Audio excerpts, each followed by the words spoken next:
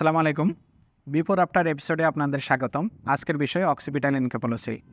Occipital এনকেফালোসি সাধারণত জন্মগত রোগ। এই রোগে সাধারণত জন্মের পর মাথার পিছনে ফোলা থাকে।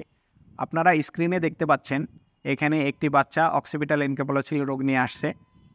অক্সিপিটাল এনকেফালোসি মাথার পিছনের দিকে ঝুঁটির মতন ফোলা একটি অংশ দেখা যাচ্ছে। অক্সিপিটাল এনকেফালোসিলে এই ফোলা ছাড়াও দেখা যাচ্ছে মাথার ভেতরে পানি জমে থাকা এইসব রোগ নিয়ে আমাদের কাছে আসে সাধারণত বাচ্চারা। অক্সিপিটাল এনকেফালোসিলে দেখতে পাচ্ছেন। এখন এটা অপারেশনের পূর্বে আমরা অপারেশন করে দিয়েছি এই বাচ্চার। অপারেশনের পরে দেখা যাচ্ছে তার মাথার পিছনে যে ফোলাটা টিউমার ছিল সেই ফোলা টিউমারটা নাই। সাধারণত অক্সিপিটাল এনকেফালোসি হলে জন্মগত ফোলা থাকে এবং এই রোগের চিকিৎসা পদ্ধতি হলো অপারেশন। অপারেশনের মাধ্যমে এই রোগের চিকিৎসা করা হয় এবং সঠিক সময়ে অপারেশন করলে, সঠিকভাবে অপারেশন করলে এই রোগের সুস্থতা হওয়ার সম্ভাবনা অধিকাংশ ক্ষেত্রে বেড়ে যায়। এই রোগের বাচ্চা বাবা মা আমার কাছে আবার নিয়ে আসে। এখানে দেখতে পাচ্ছেন অক্সিপিটাল এনকেফালোসি অপারেশন করার পরে সেই বাচ্চাটাকে আবার আমার কাছে আমার চেম্বারে ফলো আপে নিয়ে আসছে।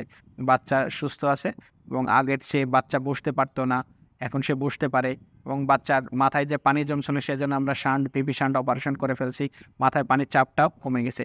সুতরাং অক্সিপিটাল এনকেফালোসি কোনো ক্ষেত্রে 2টা অপারেশন লাগে, কোনো ক্ষেত্রে একটি অপারেশনের মাধ্যমে অক্সিপিটাল এনকেফালোসি রোগ অপারেশন করা যায়। সুতরাং অক্সিপিটাল এনকেফালোসি হলে আপনি কালক্ষেপণ না করে আপনার বাচ্চাকে একজন পিডিয়াট্রিক নিউরোসার্জনের কাছে নিয়ে আসুন।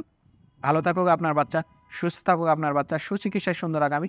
এই প্রত্যয়ে বাংলাদেশ পিডিয়াট্রিক নিউরো কেয়ার সেন্টারে পথ চলা।